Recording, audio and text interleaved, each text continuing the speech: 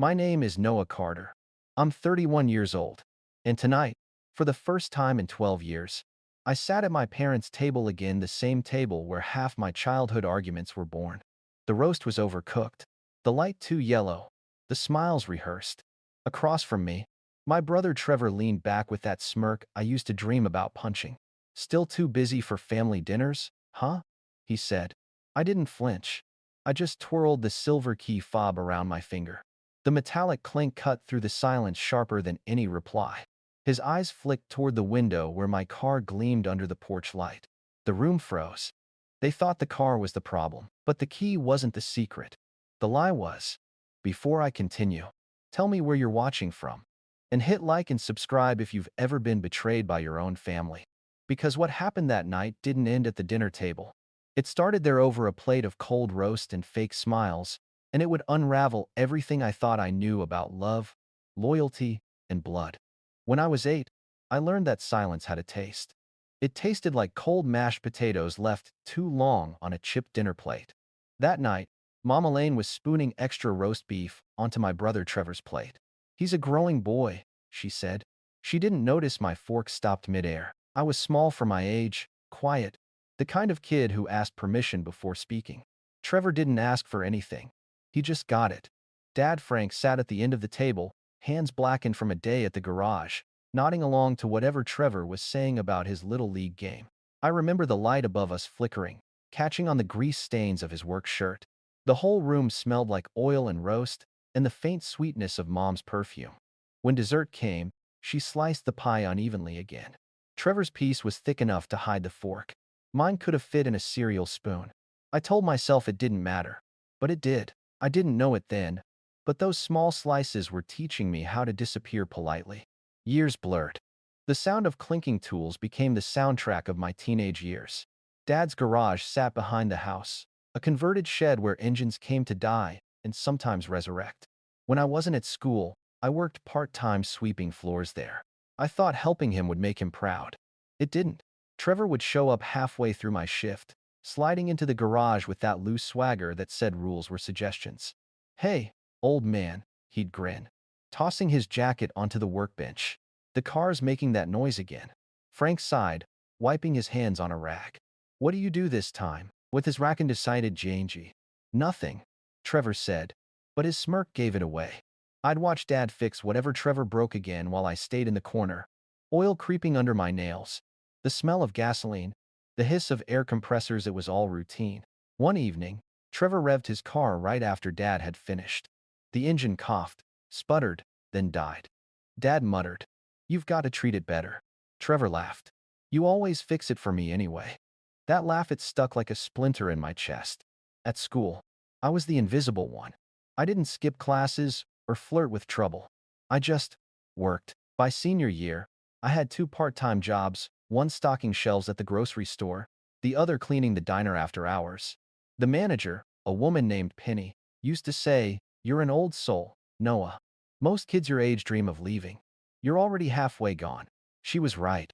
Every paycheck went into a coffee tin under my bed. My plan was simple.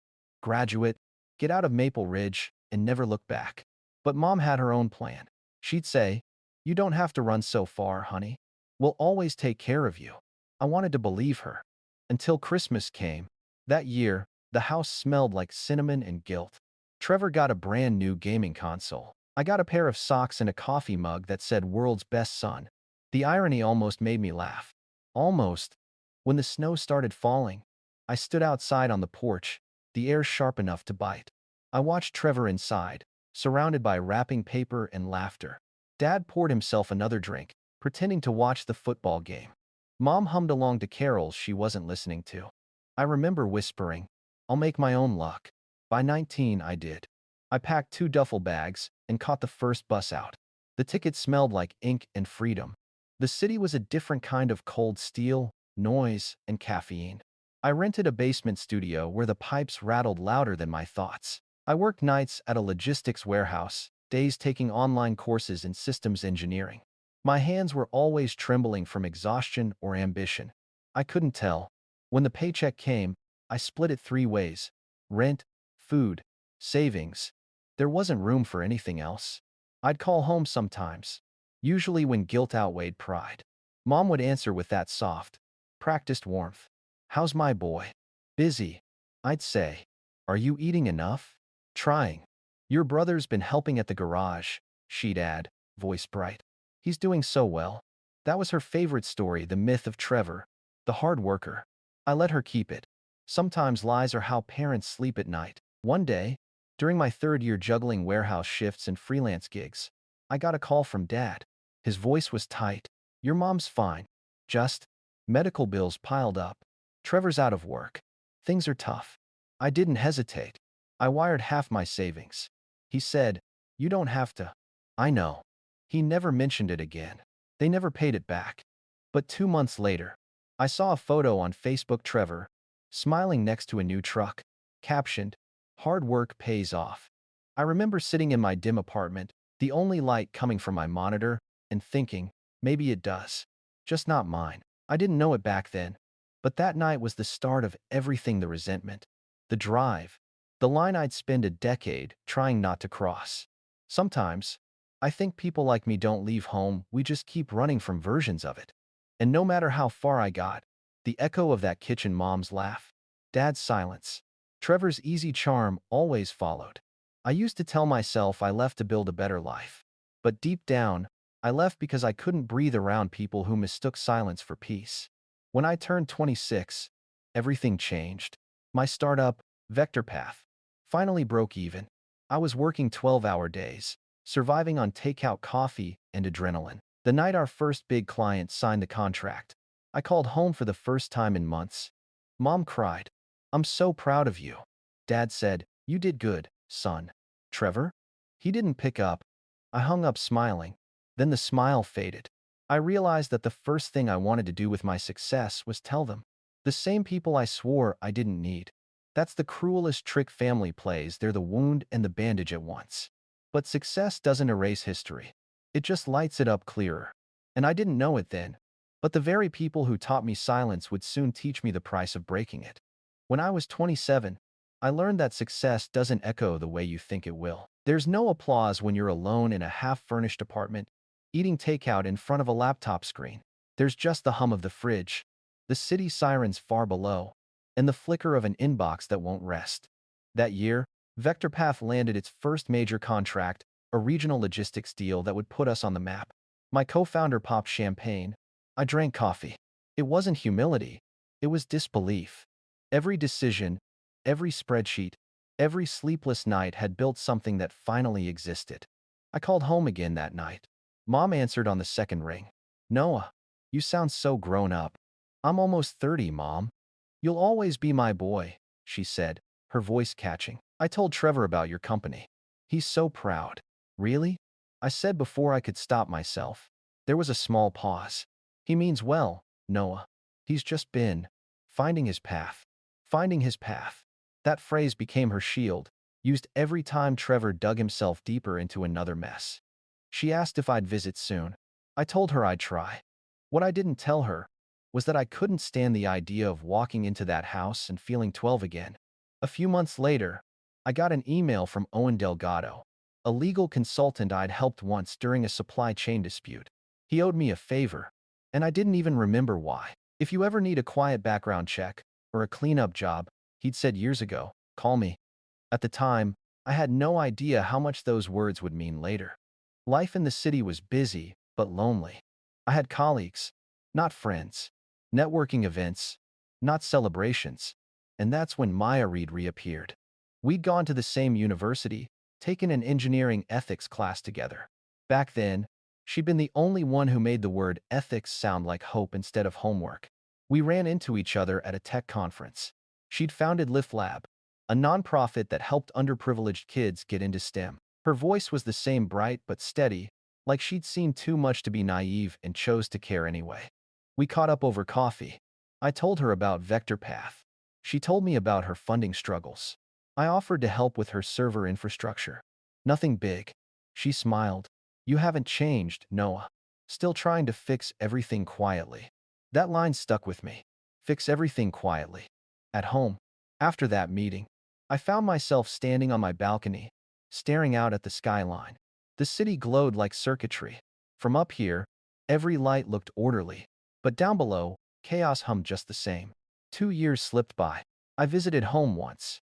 Briefly. Thanksgiving. The drive back to Maple Ridge felt longer than I remembered. The streets hadn't changed, same diner signs, same gas station where time stood still. The house looked smaller, like someone had shrunk it while I was gone. Mom greeted me with teary eyes and a hug that smelled like laundry detergent and nostalgia. Dad shook my hand, his grip firm but his eyes distant. Trevor showed up late, wearing a jacket I recognized mine from years ago.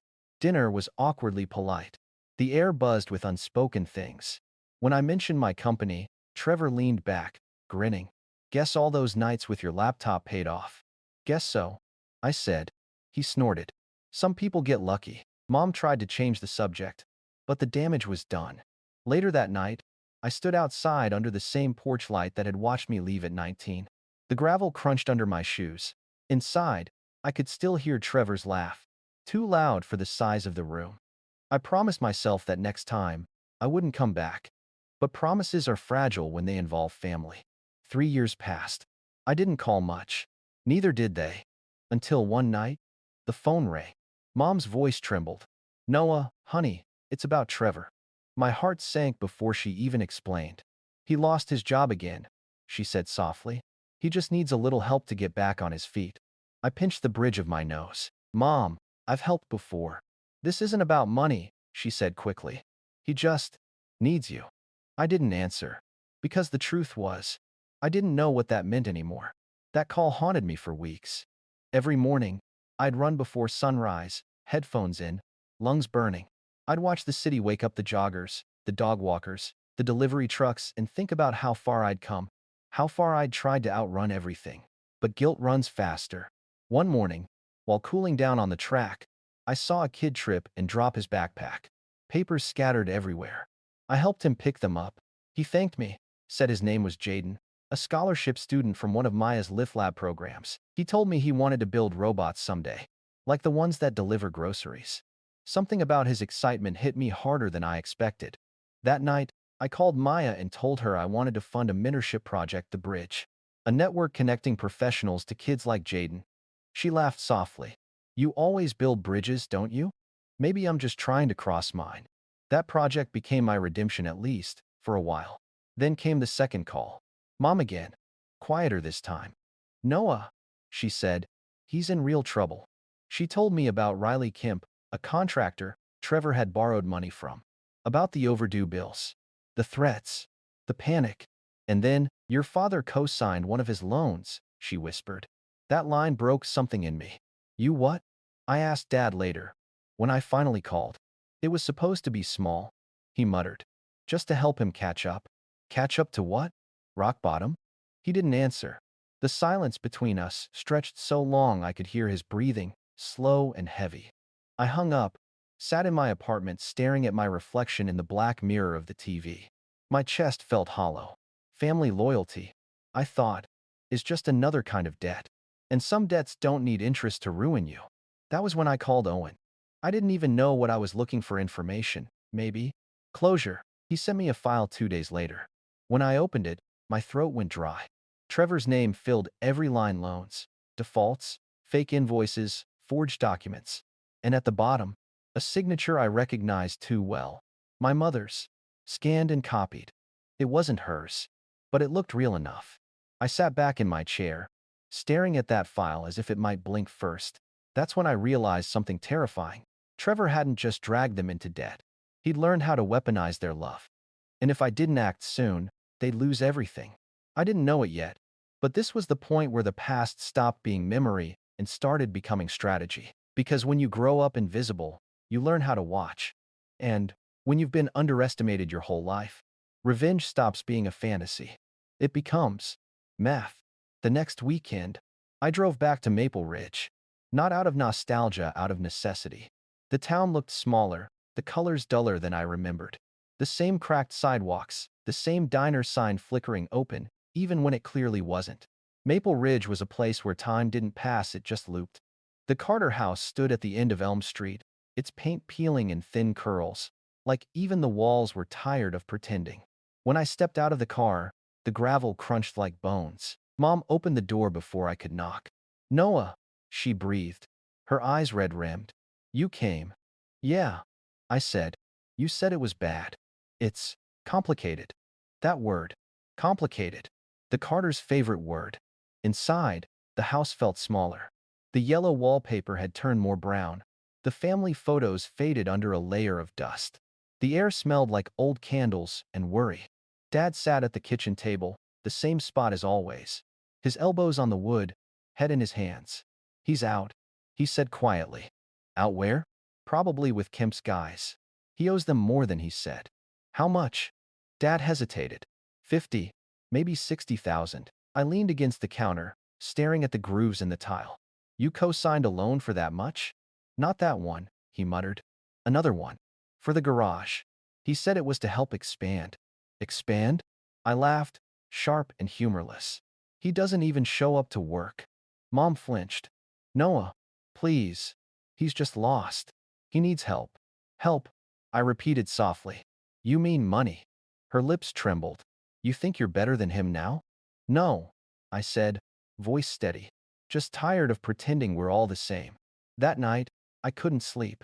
The house creaked like it remembered everything I was trying to forget. From my old bedroom, I could hear the muffled hum of Dad's TV and Mom crying quietly in the living room. I sat on the edge of the bed, staring at the silver key fob on my nightstand. The same sound from the city clink, clink now echoing through this dying house.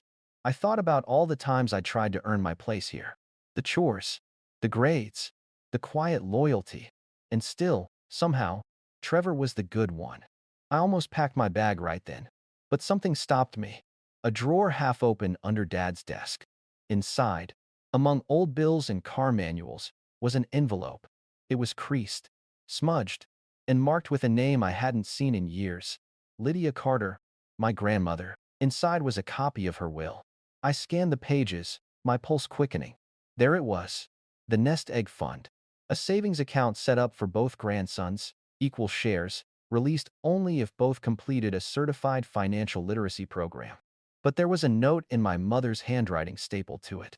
Trevor needed it sooner. Noah doesn't. The paper shook in my hands. I sat there, feeling something in my chest go completely still. That was it. The proof. Not of theft of preference. Of a decision made years ago that explained every imbalance. Every "you're stronger, you'll understand." That night, I didn't sleep at all. I watched the sun rise over the dead lawn, pale and cold. By the time the light hit the kitchen window, I knew exactly what I was going to do. I drove back to the city that morning. No radio, no thoughts, just the hum of tires and the low growl of the engine. When I got home, I called Owen. I need everything you can dig up on Riley Kemp and any debts tied to Trevor Carter. I'll pay whatever it takes. He didn't ask questions. He just said, give me 48 hours. 2 days later, he called back. You sure you want this? Send it. The file hit my inbox before I could change my mind. I opened it. It wasn't just loans. It was patterns. Fake invoices run through Dad's garage. Checks cashed under alias accounts. A credit card opened with my father's ID. And at the bottom, a note from one of Kemp's intermediaries. Partial repayment covered by family contribution. I stared at those words until the letters blurred. That's when something inside me changed. Not rage. Not even sadness. Just focus. I realized I'd spent my whole life waiting for fairness, and fairness was never coming. Not from them. Not from anyone. But control? That I could take. I called Maya that night. She was still at her office, surrounded by open notebooks and cold coffee. You sound different, she said. I'm fine. I lied. She paused. Noah, you've always fixed things. But not everything needs fixing. This does. Then at least promise me you'll protect yourself in the process. I didn't answer. Because deep down, I already knew this wasn't about protection. It was about correction. Over the next week, I started gathering threads. Bank documents, property titles, supplier lists, every trace of the web Trevor had built.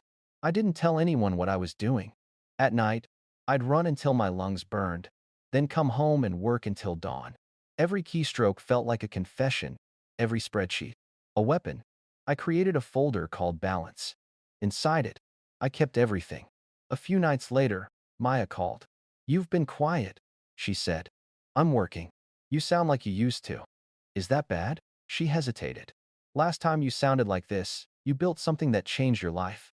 Just make sure you don't build something that ends it." I laughed softly. "Don't worry, Maya. I'm not breaking anything. I'm just resetting the system." I didn't know it then, but she'd be the last person I spoke to before everything exploded. Because sometimes revenge doesn't announce itself with fire or blood. Sometimes it begins quietly with a folder named balance. A man who's done being quiet, and a single thought that refused to die. If the system's broken, rebuild it yourself. The first time I saw Trevor again after that trip, he was sitting outside Penny's diner, a cigarette burning between his fingers, and a smile that didn't match the rest of him. He looked older, thinner, but his arrogance had survived just fine. He flicked the ash and stood as I approached. "Well, look who finally came down from the city," he said, smirking. "Didn't think your car would fit in our small-town parking lot." I ignored the jab. "We need to talk." He exhaled a stream of smoke, eyes half-lidded. "You sound like Dad. Then maybe start listening like an adult." He laughed, that hollow, bitter laugh I'd heard all my life. Always the serious one. "So, what's this about? You finally here to gloat?" I handed him a manila envelope. "Read it." He opened it and scanned the first page, his smirk faltering. "What the hell is this?" "Debt summaries. Yours." His eyes darted over the figures. "Where'd you get this?" "Doesn't matter. What matters is that you've dragged Mom and Dad into something that could ruin them." He crumpled the paper and threw it onto the table. "You think you're some kind of savior now? You don't get to judge me. You left." "I left because staying meant becoming you." That hit. For a moment, he didn't speak. The diner door creaked as a waitress stepped out to dump old coffee. The smell of burnt toast and engine oil filled the air. Then Trevor leaned forward, lowering his voice. "You don't know what it's like to need help and get ignored." I stared at him. "You've never been ignored, Trevor. You've just never been told no." He smiled faintly. "Same thing." 2 days later, I met with Owen again at a downtown cafe. He slid a flash drive across the table. "Everything you asked for. But you're not going to like it." The file showed more than just debt. It was a full pattern of forged documents. One stood out, a vendor transfer request listing my parents' garage as a secondary guarantor. I felt my pulse thudding. "He used the garage." "Yeah," Owen said, sipping his coffee. "And judging by this, Riley Kemp's about to call that note in." Riley Kemp wasn't a name you wanted in your mouth too often. He was the kind of man who smiled while he measured your pulse. I asked, "If they can't pay?" "They lose the shop," Owen said flatly. "Maybe the house too, if the liens stack." I closed my eyes. My hand clenched around the cup so hard the cardboard groaned. "Can I buy the debt?" He raised an eyebrow. "You want to own your brother's debt?" "I want to control it." Owen leaned back. "You're not planning to." "I'm planning to stop him before he kills them. That's all." He didn't believe me. I didn't believe me either. The next few weeks blurred into a rhythm of research and strategy. I didn't sleep much. During the day, I handled work meetings. At night, I scoured documents. One evening, I drove past the old Frank's auto garage. The place looked half dead, one light flickering inside. Dad was there, alone, tightening a bolt that probably didn't need tightening. He looked up when he heard my car. "Didn't expect you back again so soon." Neither did I. He wiped his hands on a rag, eyes tired. "Your mother's been worried." "About Trevor?" "About all of us." I hesitated before asking. "You knew about the forged papers, didn't you?" His jaw tensed. I didn't want to believe it, "But you signed things for him anyway." He sighed. "He's my son. So am I." The words hung there, sharp and cold. Dad looked at me for a long time, something cracking behind his tired gaze. "You think I don't regret it? Every damn day I fix other people's mistakes for a living, Noah. It's what I know." I wanted to yell, to shake him, but I couldn't, because in that moment, I saw it the quiet surrender of a man who'd traded peace for paralysis. Before leaving, I said, "If you get another call from Riley Kemp, don't answer. Let me handle it." He frowned. "Handle it how?" "Just trust me for once." That night, I drove to Trevor's apartment, a crumbling complex on the bad side of town. The hallway smelled like smoke and mildew. I knocked once. No answer. Again. Nothing. I was about to leave when the door creaked open. He looked worse, eyes bloodshot, shirt wrinkled, hair sticking up like static. What do you want? To help you. He snorted. You? Help me? That's rich. I'm serious. There's a way out of this. Let me guess, he said, stumbling back inside. Your fancy spreadsheets? Your savior complex? The apartment was chaos, empty bottles, unopened bills, a TV playing static. You're out of time, I said. Kemp's about to collect. Trevor turned, anger flashing. I'll handle it. With what? Monopoly money? He grabbed a bottle, pouring whiskey into a glass that hadn't been washed in weeks. You know what your problem is? You think everything can be solved with logic. People aren't math, Noah. No, I said softly. But consequences are. He froze, eyes narrowing. What's that supposed to mean? It means I'm done bailing you out. I left before he could throw anything at me. Back at my apartment, I opened a new document. The header read, Assignment of Debt Transfer of Ownership. I filled in the blanks. Riley Kemp's company. Trevor Carter's name. My own is the assignee. I called Owen at midnight. Can it be done? It can, he said. But once you buy it, it's yours. He'll owe you everything. That's the point. There was silence on the line. Then he said quietly, just make sure you still recognize yourself when it's over. I didn't answer, because I already knew I wouldn't. The next morning, I met Maya for coffee. She looked tired. Fundraiser season always drained her. You look worse than I do, she said. Rough week. Family? Always. She studied me. Noah, whatever's going on, don't lose the part of you that builds things. I'm not losing it, I said. I'm just using it differently. She smiled, but her eyes didn't. That's what worries me. Later that day, I received confirmation. Debt purchase complete. The ink wasn't even dry, and I already felt it a shift. Not power, not pride, just inevitability. For the first time in my life, I wasn't running from the fire. I was walking straight into it. The following week, I returned to Maple Ridge. Not for nostalgia, for reconnaissance. When you grow up in a small town, rumors are faster than news. By the time I stopped for gas, someone had already seen me drive in. And by the time I ordered coffee at Penny's Diner, the waitress asked, back for good, Noah? I smiled faintly. Just visiting. She nodded slowly, eyes flicking toward the corner booth, where two old men were whispering. Everyone here had theories, but no one had facts. That was about to change. I stopped by my parents' house around noon. Mom was in the garden, trimming dead flowers that refused to bloom. She looked up and smiled, but her hands kept trembling. Noah, she said softly, you shouldn't have come. Why not? It just stirs things up. I studied her face.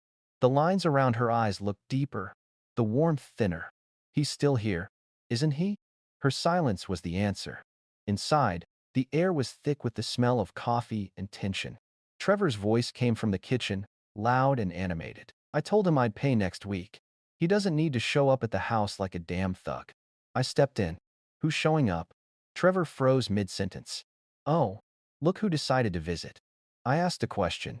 Just a misunderstanding, he said quickly. Handled. Mom busied herself at the counter, pretending to clean. Dad wasn't home, probably avoiding this circus. I took a seat at the table. How much this time? Trevor crossed his arms. You think everything's about money? That's because with you, it always is. He smirked. You think waving your fancy car keys around makes you better? Better? No, just not broke. His chair scraped back. You know what? You can shove your moral high ground. At least I don't act like I'm above family. You use family, I said coldly. There's a difference. That night, I stayed at a motel near the highway. Couldn't face the house. The neon sign outside flickered red, humming like a heartbeat. I sat by the window, laptop open, spreadsheets glowing blue across my face. Each file felt heavier than the last. Every transaction, every forged document, every trace of Trevor's manipulation. I wasn't just building evidence anymore, I was building leverage. Somewhere between one coffee and the next, an idea sparked. Not to destroy him, but to expose him in a way he couldn't twist. That's when I started crafting a narrative. A few days later, I drove into town again and stopped by the hardware store. The owner, Mr. Halden, had known my dad for decades. Didn't think I'd see a Carter in here before lunch, he said. chuckling. I smiled. Just picking up supplies. Your brother's been around, he said. He mentioned you two were working on something together? I raised an eyebrow. He did? Yeah. Some kind of expansion project. Said you were backing him. I exhaled slowly. So that's how Trevor was playing it, spinning a lie before I could set the record straight. Smart. Manipulative. Predictable. I decided to use it. By the end of that week, I'd spoken to half the business owners in town. Not to gossip, to plant seeds. I'm glad Trevor's trying to turn things around. I'd say casually. He's got real potential if he sticks to it. That's all it took. One sentence at a time. In Maple Ridge, optimism was currency. And I'd just given Trevor a loan he couldn't repay, a reputation he couldn't live up to. A few days later, I got a call from Sloane Whitaker, Trevor's ex. Her voice was low, almost nervous. I heard you're asking about him. Depends on who's asking back, I said. She gave a dry laugh. Still clever. Listen, I've got something you should see. We met at the old church parking lot that evening. She wore a denim jacket and carried a folder under her arm. I don't want to get dragged into your family drama, she said. But this, she handed me the folder, might make things clearer. Inside were copies of loan applications, with a scanned version of Mom's signature. But the timestamp was recent. He's still doing it? I asked. Sloane nodded. He used that scan for at least 3 accounts. Said your mom gave permission. My stomach twisted. She didn't. I figured, Sloane said. That's why I'm here. I got burned once. Don't want someone else getting torched. She turned to leave but paused. He's not well, Noah. He's desperate. Desperate people make choices, I said quietly. He made his. That night, I drove back to the house. Dad was in the garage, oil-stained hands gripping a wrench. Mom's asleep, he said without looking up. I need to talk to you. He sighed. This about Trevor again? Yes. And about the house. He froze. What about it? You co-signed another loan, didn't you? He didn't answer. Just set the wrench down slowly. Dad, listen to me. The documents he's using, they're not real. He forged Mom's signature. His face went pale. No, he wouldn't. He did, I said, tossing the folder onto the workbench. And if Kemp or his collectors call, it's not about missing payments. It's about ownership. He rubbed his forehead, muttering, Your mother can't know. It'll kill her. She already knows something's wrong, I said. She just doesn't want to believe it. He looked up at me with eyes that had seen too much. You think you can fix this? I can contain it. But not if you keep hiding things. He hesitated, then nodded. What do you need from me? Nothing. Not yet. Just stay quiet. The next morning, I sent an anonymous message to Riley Kemp's office. Simple. All accounts tied to Trevor Carter are being transferred to a private investor. Expect contact soon. That afternoon, I received a reply. Confirmed. Transfer pending. And just like that, the entire financial leash around Trevor's neck now looped back to my hand. But the plan wasn't finished. Not even close. To make him fall, I couldn't push him.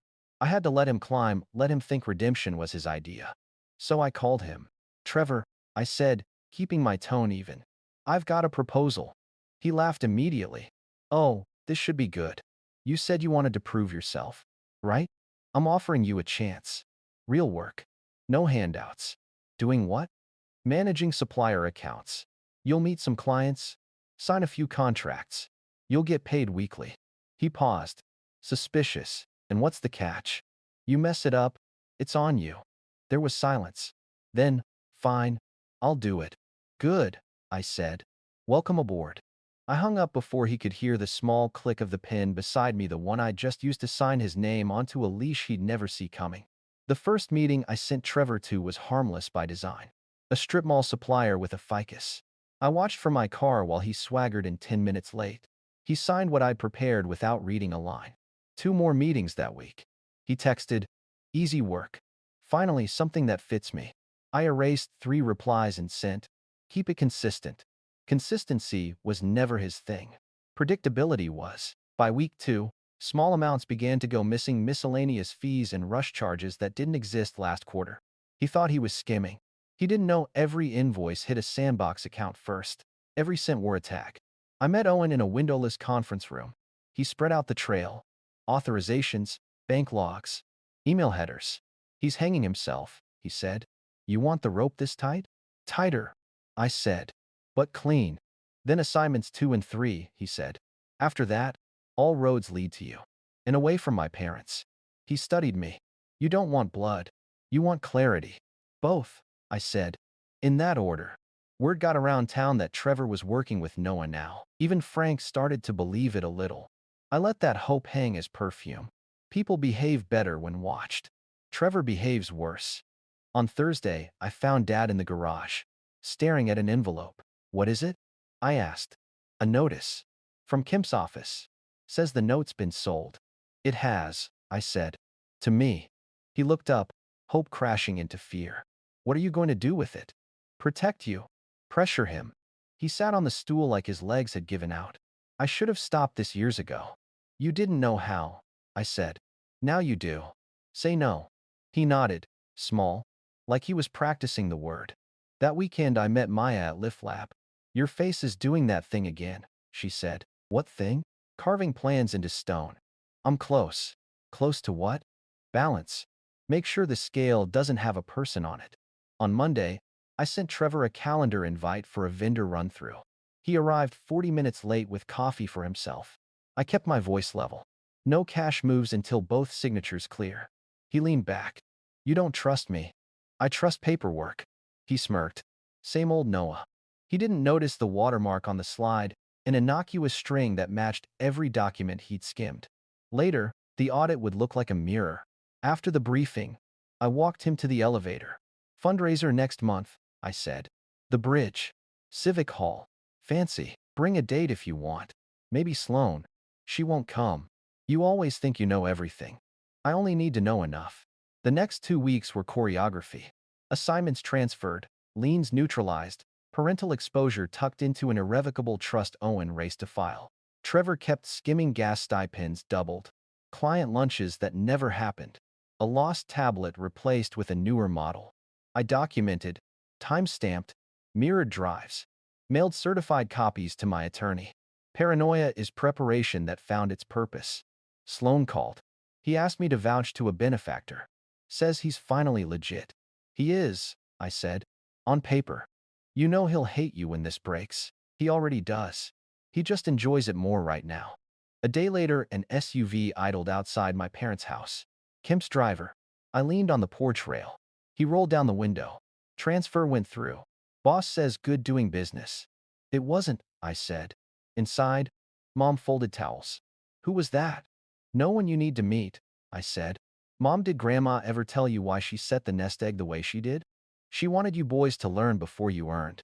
And we didn't? You did. He didn't. She looked away. I thought if Trevor had the money first, maybe he'd breathe. Maybe he'd grow. He didn't, I said gently. That night, I drafted the deck. Title: The Cost of Love. Subtitle: A Case Study in Boundaries. Anchored points: clean spans. Each claim to a document. Each document to a signature. Each signature to a camera angle. A timestamp. A voice on a phone. I blurred what wasn't the town's business. I left enough to make the point without drawing blood for sport. The last slide stayed blank a long time. When the words arrived, they felt merciful and sharp. All debts consolidated. 30 days. Home protected. Accountability begins. 2 days before the gala, Trevor showed up at my office. He tossed a folder. You're welcome. What's this? New supplier. Triple margins if we cut paperwork delays. We just loosen controls. No, you love control more than family. I love family enough to control what hurts it. He leaned in. You think you're the hero. I finally stopped being the ghost. He laughed once. See you at your big night, brother. After he left, I opened the folder. The supplier was a shell. The address belonged to a lock-up Kemp used for seized equipment. Trevor had tried to bring the wolf in through the front door. Good. I needed the teeth visible.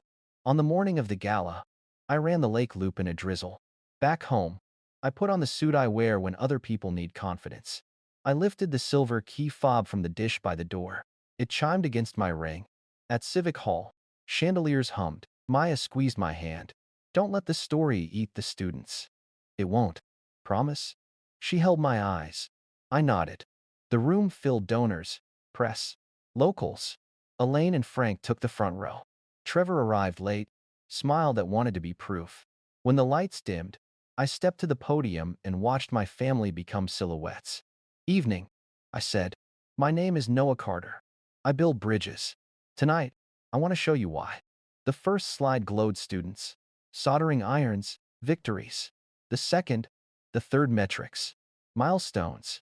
Then I pressed the clicker once more, and the room leaned in without knowing why. Let's talk about what a bridge costs, I said. The numbers appeared, and the rumor mill went silent. Dead quiet. Chandeliers hummed like patient insects. The civic hall's air felt staged, polished wood, expensive flowers. A dozen low conversations threading the same polite sentence. What a beautiful cause. I stood behind the podium and let the room take me in. Donors on the left, reporters along the back wall, Maple Ridge faces scattered like forgotten photographs. Front row, Mom with her hands braided together, Dad sitting so straight he looked pinned to the chair. Trevor in the aisle, late as promised, wearing a suit that didn't belong to him and a smile that didn't belong to anyone. Evening, I said. My name is Noah Carter. I build bridges. The first slide warmed the room. Lift Lab kids soldering cheap boards into something that moved, Jaden's grin when his robot didn't crash. Amara holding up a scholarship letter, with both hands like a sail. Applause easy, grateful. I let it breathe, then clicked again. Metrics. Attendance curves. Tutor hours. Nothing controversial. Hope. Graft. I looked at Mom. She exhaled like she was finally allowed to. Tonight, I said, I want to talk about what a bridge costs. Click. The screen shifted from faces to figures. Not program metrics, money trails. A simple Sankey diagram. Funds entering. Funds diverted. Funds dying. No names. Just arrows narrowing where they should widen. The room corrected its posture. I heard a glass set down too fast behind me. This, I said, is what happens when help turns into habit. When love stops being a gift and becomes a leash. Click. Invoices. Dates. Vendor requests. The garage address in tiny type along the footer. Frank's Auto, repurposed by someone who knew where the paper lived. I let the audience read 3 lines before I spoke again. These records are real. Personally verified. Redacted to protect account numbers. But where protection ends, accountability begins. A whisper rolled across the floor like fog. Trevor shifted. His chin lifted. The room already knew his name. I hadn't said it. Click. A signature blossomed onto the screen. Elaine Carter. The scan was clean, almost perfect. It would have fooled anyone who wanted to be fooled. This is my mother's authorization, I said, used repeatedly to open or expand lines of credit. The timestamps don't match her doctor appointments, or the days she was in Maple Ridge Book Club, or the fact that she doesn't use email before 8 a.m. Not because she's lazy, because she's human. Another signature appeared next to it, Trevor Carter, angled and patient, the same way he wrote his name on the back of homework I used to help him with. A few gasps cut the quiet. A donor with a pearl bracelet reached for a clutch like it might steady the room. Trevor laughed once. Too loud. You're reaching, he called. Anybody could fake that. I nodded. True. Anybody could. I clicked again. The next slide wasn't a document. It was a short clip. A camera over the shoulder in a fluorescent office. Trevor, hunched, joking with a man whose smile didn't reach his eyes. Riley Kemp. An envelope slid across the desk. They shook hands. No sound, just the choreography of people who don't need words to do wrong. Trevor stepped into the aisle. Out of context, he said, palms up. It's a meeting. People meet. People. Sure, I said. They meet. And then they move money. Click. A bank ledger flowed onto the screen, name scrubbed, but the timing and amounts were artless. Payment A should have reduced principal B. It didn't. It took a walk to personal C. I traced the path with the red dot from the podium like a teacher who no longer cared if anyone liked the lesson. Mom made a sound like something delicate breaking. Dad put a hand on her knee without looking away. I kept my voice even. I am not a prosecutor, I said. I'm a son. I'm also the person who wired money quietly when the hospital bills came, when payroll missed, when the mortgage talked louder than the walls. I don't want applause for that. I want us to stop lying about what it cost. Trevor shook his head, smile gone. You set me up, he said. You dragged me into your fancy accounts so you could what make a show? No, I said softly. I stopped catching you. He took a step toward the stage. Security shifted their weight near the doors. I lifted a hand an inch. Don't. The hall held its breath. On the screen, a small block of text appeared. Change of creditor.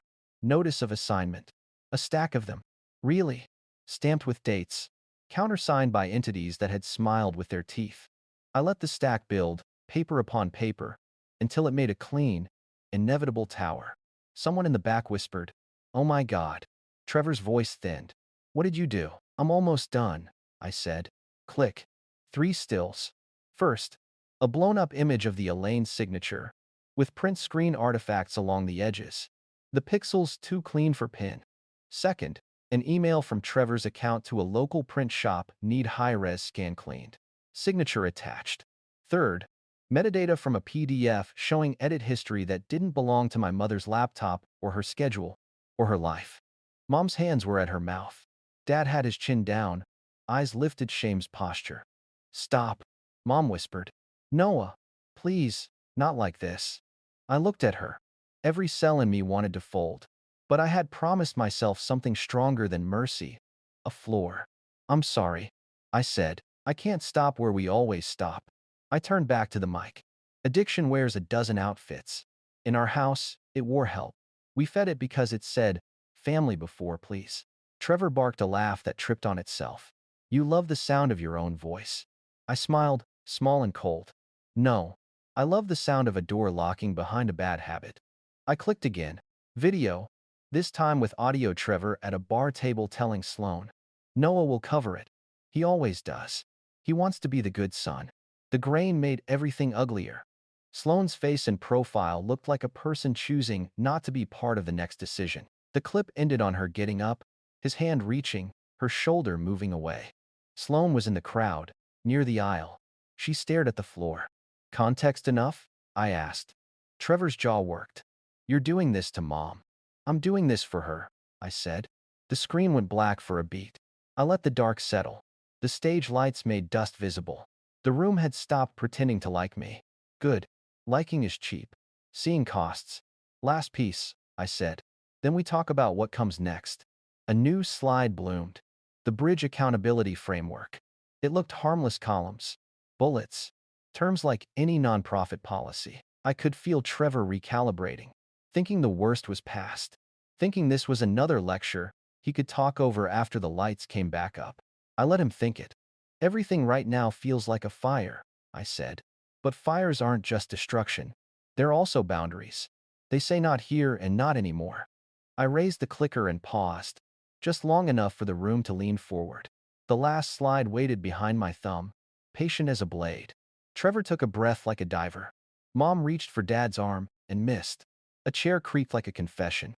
"Here," I said, "is the part where I stop being a rumor and become a line." I clicked. The final slide hit the screen like a clean blade.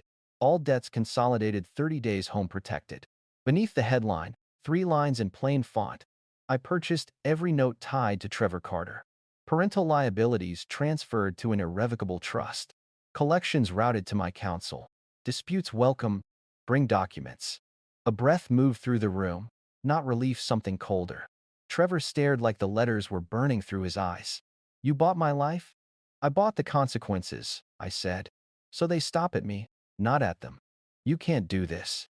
"I already did." He laughed, brittle. "You want me homeless? That it? Finally win?" "No. I want a boundary with teeth." I pointed at the footer. 30 days. Verified plan. Supervised payments. Or legal recovery. You choose. He took a step, then another. Security tensed. "You humiliated me," he said. "In front of everyone."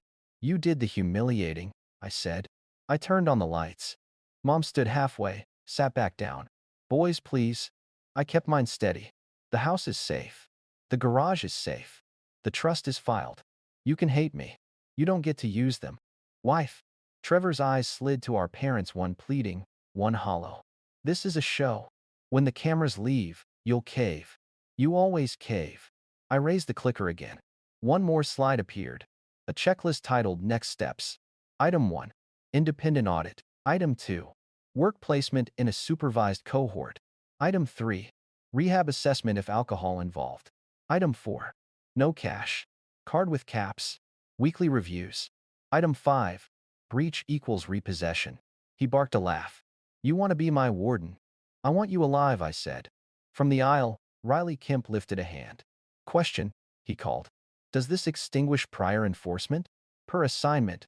I said, your interest ended at transfer. Your file's closed. He shrugged. Pleasure doing business, Mr. Carter. The name settled. Not Trevor. Me. Reporters stood. Flashes pricked. Someone asked, why do this publicly? Because we did it privately for years, I said. Silence kept us sick. Another asked, isn't this retaliation? No, I said. It's a boundary. I stepped from the podium. The mic squealed, then died. I walked to the edge of the stage and looked straight at Trevor. You have a decision, I said. Take the plan, or fight it. But you won't drag them through your fight again. He lifted his chin. Or, what? Or I take what's legally mine. Not their house. Not their shop. Yours. You think anyone here will clap for that? I don't need applause. I need a floor. He read the room. For once, there were no weak smiles. Maple Ridge was watching its favorite story end and begin at once. Mom rose. I love both my sons, she said. I made mistakes. She swallowed. I won't make this one. She sat. Dad took her hand and nodded at me. Once. Like a man passing a wrench he'd held too long. Trevor's anger flipped to charm. Okay, he said, palms out. I'll play. Audit me. Coach me. Whatever helps your brand. This isn't branding, I said. Everything's branding. He smiled at the donors. Look at him. Saint Noah. I didn't rise. There's a seat for you tomorrow at 9. I said. Owen's office. If you don't show, the countdown accelerates. Accelerates? 10 days. He blinked. You can't. Per clause 7. I can. He stared. Then said quietly, I hate you. I can carry that, I said. What I won't carry is your tab. Silence. Then, from the back, a single clap. It wasn't for me. It was for the idea the bleeding might stop. Others joined, hesitant, then steady. Not triumph permission to breathe. Trevor's face went white, then raw. He pointed at Sloane. You did this. She shook her head. You did. He turned to our parents. Mom, say something. She raised a hand. Enough. The room heard it. Enough. He laughed, strangled. Fine. Keep your charity. He jabbed a finger at me. 30 days? Do your worst. He left in a scrape of chairs. Security didn't touch him. The lights brightened. I returned to the mic and finished, like a man roofing in rain. The bridge will keep minoring, I said. Tonight's lesson was for me. Boundaries can be kind. I nodded to the students.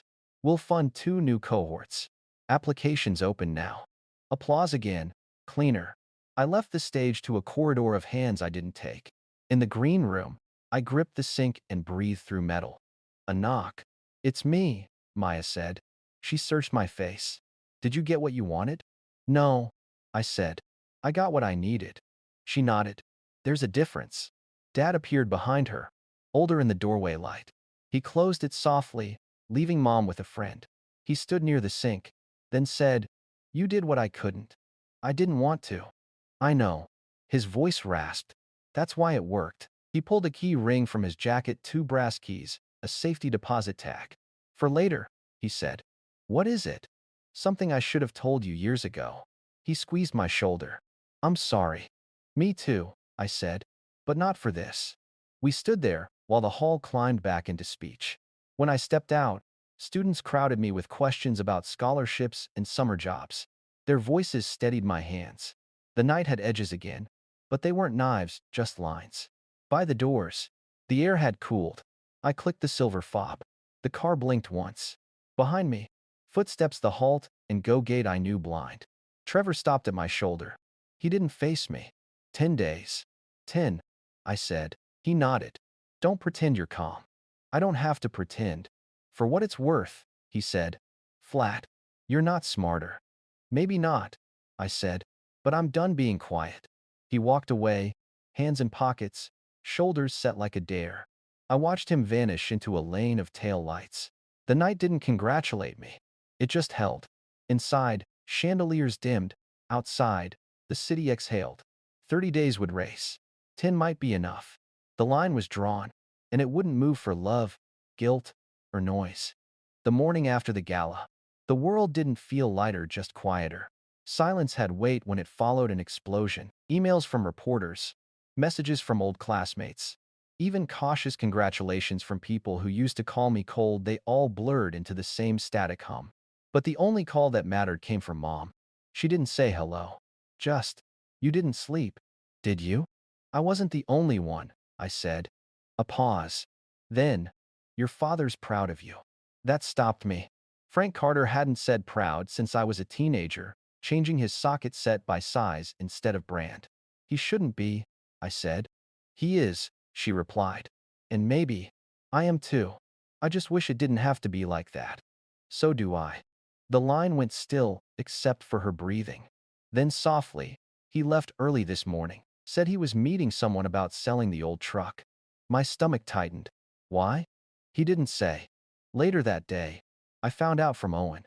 "Your father wired a payment to one of the smaller accounts, part of Trevor's total," he said. "A token amount. Probably trying to buy time." "Time for what?" "For Trevor," Owen said. "He sold the truck to do it." I leaned back in my chair, staring at the ceiling. Of course he did. That old pickup had survived 30 winters and half our childhood arguments. It was the one thing he'd ever called mine in front of both of us. He was trying to balance the scales in his own broken way. "Do I stop it?" I asked. Owen hesitated. "You could, but maybe that's not your choice anymore." He was right. Revenge has rules until it starts touching the people who don't deserve it. For the next 10 days, I kept to the plan. The account stayed locked, the clock kept ticking. No calls from Trevor.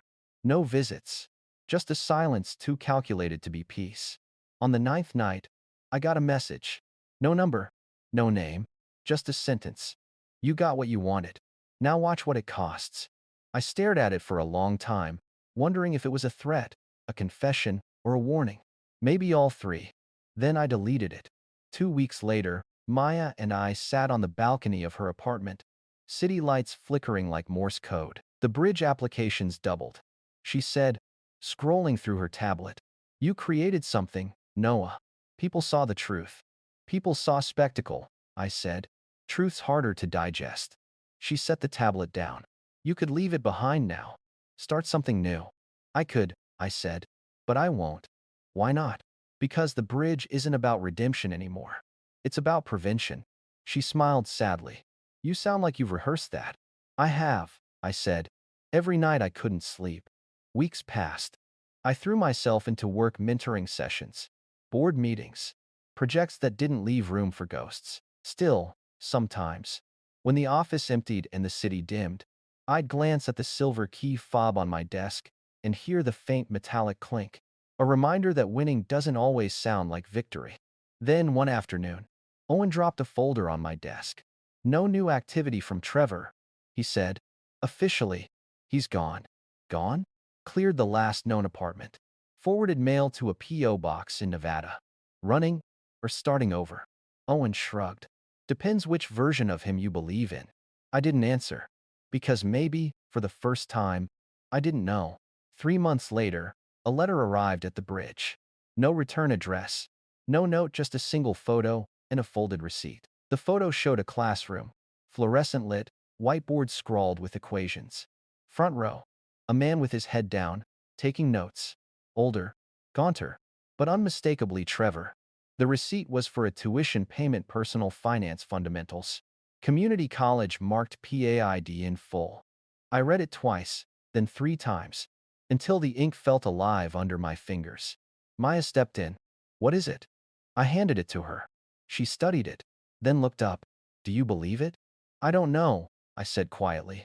"But I want to." She smiled faintly. "Maybe that's progress." That night, I drove out to Maple Ridge again. The roads were darker, the town smaller, but the house looked almost peaceful. The porch light still flickered, stubborn as always. Mom opened the door before I knocked.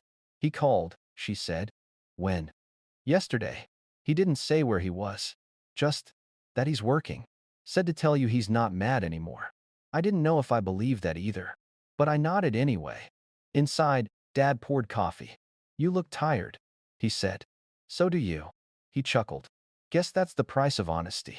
We sat in the kitchen, the three of us, like people trying to learn a new language without words like forgive or forget. Mom finally said, "Do you think he'll come back?"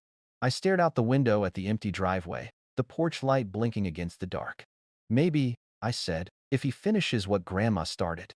When I left, the night smelled like rain and gasoline. As I reached my car, my phone buzzed a new email notification from an anonymous sender. The subject line, "One bridge at a time." Attached, a blurry photo of a rehab certificate, signed Trevor Carter.